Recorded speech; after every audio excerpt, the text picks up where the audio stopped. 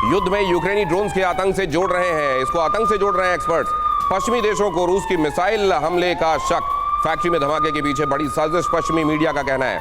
Western media इसको एक बड़े सैबोटाज के तौर पर देख रही है और उसका कहना यह भी है कि ये मिसाइल रशिया की हो और सीधे आकर उसने यहां पर हमला बोला हो, इससे भी इनकार नहीं किया जा सकता। और बहुत बड़े इलाके में आप देखिए फैक्ट्री का कितना बड़ा हिस्सा इसमें चपेट में, और मुझको नहीं लगता कि ऑपरेशन अब यहाँ बहुत जल्द चालू हो सकते हैं।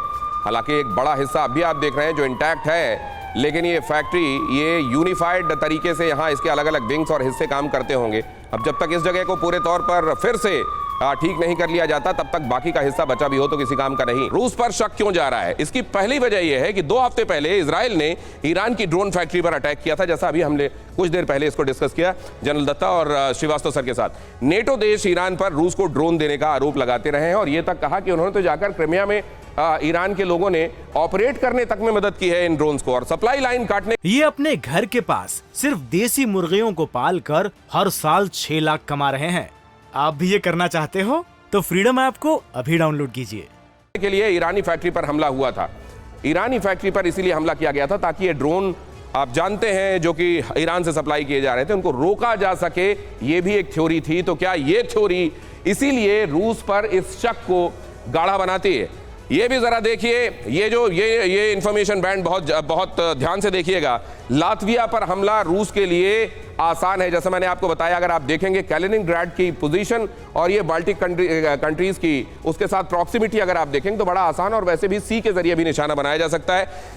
हो सकता है रूस ने ईरान में हुई साजिश का बदला लिया हो, यह मुमकिन है। सबका दिमाग इस तरफ जा रहा है, लेकिन जहां 2 गुणे 2 बराबर 4 बहुत आसानी से स्थापित किया जा सकता हो, यह रूस भी जानता है कि ऐसा शक जाएगा।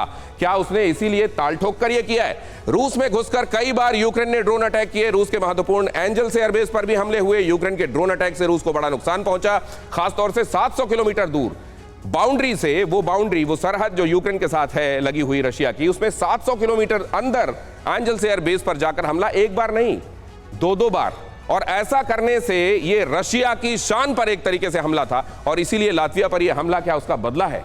क्या ईरान पर फैक्ट्री का नष्ट किया जाना और एंजल्स एयरबेस तक अंदर घुसकर ड्रोन के जरिए हमला करना, क्या इन बातों से गुस्सा रूस ने ये हमला किया है? रूस पर इन तमाम वजहों से शक हो रहा है और नीचे जो इंडिकेशन है वो मैं लगातार आपको बता रहा हूं। यूक्रेन की ड्रोन सप्लाई लाइन काटना, रूस का मकसद कि यहां पर ड्रोन वॉर ऑफ एट्रिशन में सबसे ज्यादा खतरनाक साबित हो रहे हैं, बड़े कॉस्ट इफेक्टिव हैं और बड़े कमाल के तरीके के साथ एक दूसरे के खिलाफ इस्तेमाल किए जा रहे हैं। लिहाजा एक दूसरे पर ड्रोन की स्ट्रेंथ पर चोट किया जा रहा है।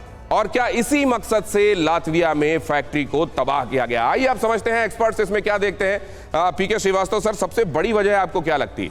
देखिए, ये जानना पड़ेगा दिनेश कि ये हमला फैक्ट्री में उसके किस पार्ट में हुआ है। अगर ये फाइनल असेंबली लेवल जहां असेंबल होता है उस पर हुआ है तो ज़रूर सप्लाई लाइन को पूरी तरह से वो काफ़ी समय के लिए ध्वस्त कर देगा। और दूसरा सवाल ये उठता है कि नॉर्मली ड्रोन की फैक्ट्री में सर्वेलेंस इक्विपमेंट होते हैं, मुझे तो आपसे ये जानने में ज्यादा दिलचस्पी है श्रीवास्तव सर कि क्या अगर कोई मिसाइल अटैक हुआ है रशिया के जरिए तो वो इस्टेब्लिश हो जाएगा, पकड़ में आ जाएगा? बिल्कुल इस्टेब्लिश हो जाएगा। आपने देखा था पोलैंड के केस में भी इस्टेब्लिश हो गया था कि रशिया ने वो ट्रेजेक्टरी पर अटैक नहीं किया था, क्योंकि उस मिसाइल के अवशेष मिलेंगे, उनकी ट्रेजेक्टरी पता चलेगी और जो एयर डिफेंस नेटवर्क होता है उस पर ट्रेस होगा। तो ये पॉसिबिलिटी नहीं है। तो अगर ये पॉसिबिलिटी नहीं है, अब देखिए एक पॉसिबिलिटी हट गई कि मिसाइल से हमला किया गया, अब 2 पॉसिबिलिटीज हो सकती हैं। या तो एक्सीडेंट हुआ है या सैबोटाज हुआ है। सैबोटाज में वहीं पर कोई रशिया का हमदर्द या रशिया का एजेंट होगा जिसने जाकर ये किया। रशिया एक बात समझनी पड़ेगी कि अगर एक्सीडेंट हुआ है और जिस तरह के फ्लेम्स दिखाई दे रहे हैं, क्या वहां पर एक्सप्लोजिव्स थे? एक्सप्लोजिव डिपो अगर नहीं था, ऐसा मुमकिन है। फ्लेम्स कहां थे? राइट, आप ये कह रहे हैं कि इतना ज्यादा आग पकड़ने वाला क्या सब्सटेंस था वहां की यहां पर छोटी आग इतनी बड़ी हो गई? इसमें क्या कह रहे हैं प्रोफेसर अमिताभ, उनका नजरिया लेते हैं। देखिए, लातविया जो एक कंट्री है वहां 25% रूसी रहते हैं। उन 25% रूसियों को वहां का मतदान का अधिकार नहीं दिया गया है और वो सिंपैथेटिक हैं रूस के प्रति, तो जाहिर है इसमें सबोटाज की संभावना सबसे ज्यादा है।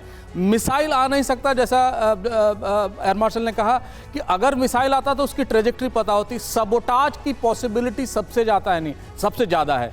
और सिर्फ लातविया ही नहीं, एस्टोनिया में भी बहुत सारे रूसी हैं। इसीलिए जब वो रिएक्ट करते हैं अपने हिस्टोरिकल पास्ट को देख के रिएक्ट करते हैं। लिथुआनिया में सबसे कम है इन तीनों बाल्टिक कंट्रीज का, अगर हम ध्यान करें।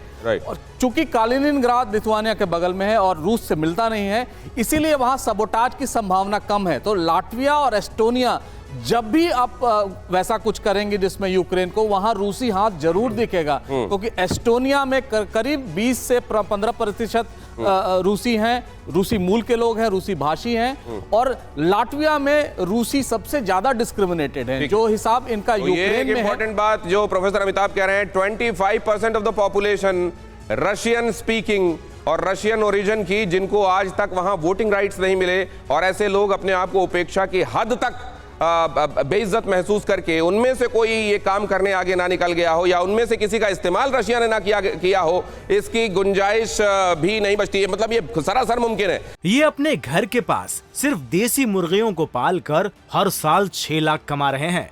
आप भी ये करना चाहते हो तो फ्रीडम ऐप को अभी डाउनलोड कीजिए।